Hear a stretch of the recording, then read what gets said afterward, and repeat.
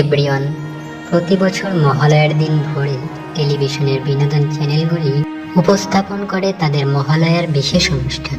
দেবীর বিভিন্ন রূপে দেখতে পাওয়া যায় ধারাবাহিকের বিভিন্ন অভিনেত্রীদের।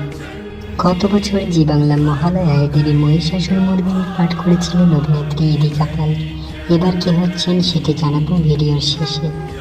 এবছর দেবীর এক রূপে থাকছে অভিনেত্রী তানিষ্কা তিওয়ারি। তিনি দুর্দান্ত ভালো অভিনয় করেন।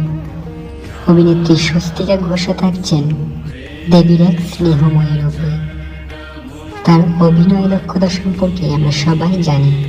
পরিণীতা খ্যাত অভিনেত্রী ঈশানী চ্যাটার্জি, তিনিও থাকছেন দেবীর এক কোমলময়ী রূপে। যেহেতু ধারাবাহিকের অভিনেত্রীরাই প্রতি বছরে পাঠগুলি করেন, তাই ধারণা করা যাচ্ছে এবছর এরাই থাকবে এই চরিত্রগুলিতে। তবে কে কোন রূপে অভিনয় করবেন সেটি এখনো জানা যায়নি। অভিনেত্রী আরাধ্রিকা মাইতি তার সুন্দর অভিনয় দক্ষতা এবার প্রকাশ করবেন তিনি এবছর মহালয়ায়।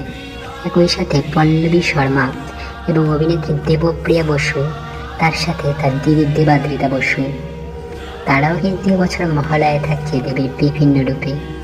অভিনেত্রী শ্রুতি দাসও জানা গিয়েছে এবছর মহালয়ায় একটি গুরুত্বপূর্ণ চরিত্রে থাকছে। এবার জেনে নেওয়া যাক এবছর মহালয়ায় দেবী মহিষাসুরমর্দিনী কে হচ্ছে।